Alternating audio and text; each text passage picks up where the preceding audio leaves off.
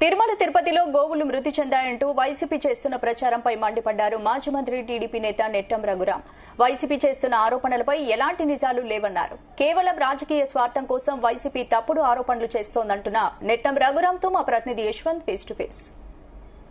గత 3 నెలల నుంచి కూడా గోవులు మృతి చెందుతున్నాయని చెప్పేసి వైసీపీ నేత భూమన కిరణ్ రెడ్డి కూడా కొన్ని ఆరోపణలు చేశారు. దానిపై కూడా ఈ రోజు అయితే మాత్రం తిరుపతిలో సాక్ష్యాధారాలతో కూడా రావాలని చెప్పేసి టీడీపీ నేతలు సవాల్ ఇస్తారు. దానిపై కూడా ఈ రోజు అయితే మాత్రం వైసీపీ నేత కూడా దాని సాక్ష్యాధారాలతో రానున్నారు. దానిపై అయితే మాత్రం పోలీసులు అరెస్ట్ చేశారని చెప్పేసి అయితే మాత్రం నేతలు చెప్తున్నారు. దీనికి సంబంధించి కూడా టీడీపీ నేత ఎన్టీఆర్ జిల్లా అధ్యక్షులు మాజీ మంత్రివర్యులు నెట్టం రఘురాం ఉన్నారు. సార్, ఈ రోజు జరుగుతున్నటువంటి వైసీపీ నేతలు ఏదైతే తిరుపతిలో జరుగుతున్నటువంటి గో మృతిపై కూడా ఆరోపణలు చేస్తున్నారు. దీంట్లో ఎలాంటివి ఉన్నాయి సార్? దీన్ని ఏ విధంగా చూడొచ్చు అంటారు?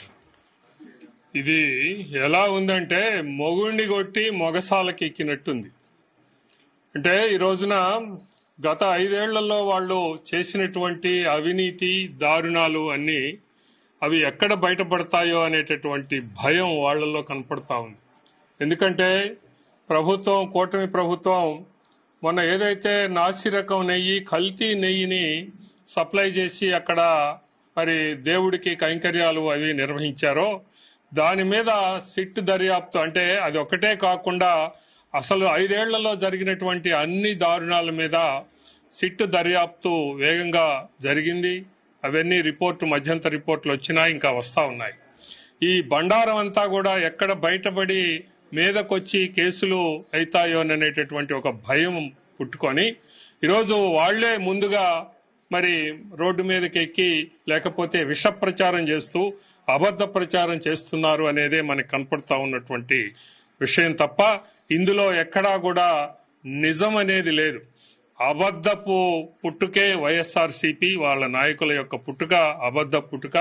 ఏం మాత్రం కూడా నిజాయితీ లేనటువంటి పుట్టుక వాళ్ళది.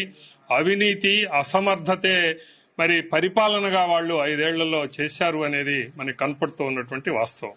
సార్, వైసీపీ నేత భూమన కరుణాకర్ కూడా ఇలా ప్రధానంగా నా దగ్గర ఫోటోలు ఉన్నాయి, ఆధారాలు ఉన్నాయి, 3 నెలల్లోనే వందలాది ఆవులు మృతి చెందాయి, టీటీడీ అధికారుల నిర్లక్ష్యం వల్లే ఇన్ని ఆవులు మృతి చెందాయని చెప్పేసి కూడా ఆరోపణలు చేస్తారు. దీంట్లో ఎలాంటి నిజాలు ఉన్నాయంట సార్?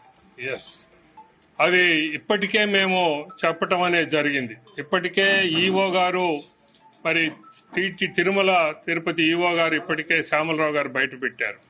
అవి అన్నీ కూడా ఎప్పుడో పాతవి, మరి వాటినే తిరిగి ఈ రోజు జరిగినట్లుగా వాళ్ళు మరి ముందు పెట్టారు అనేది ఆయన సాక్ష్యాధారాలతో సహా ప్రెస్ ముందు ఇప్పటికే ప్రదర్శించడం అనేది జరిగింది.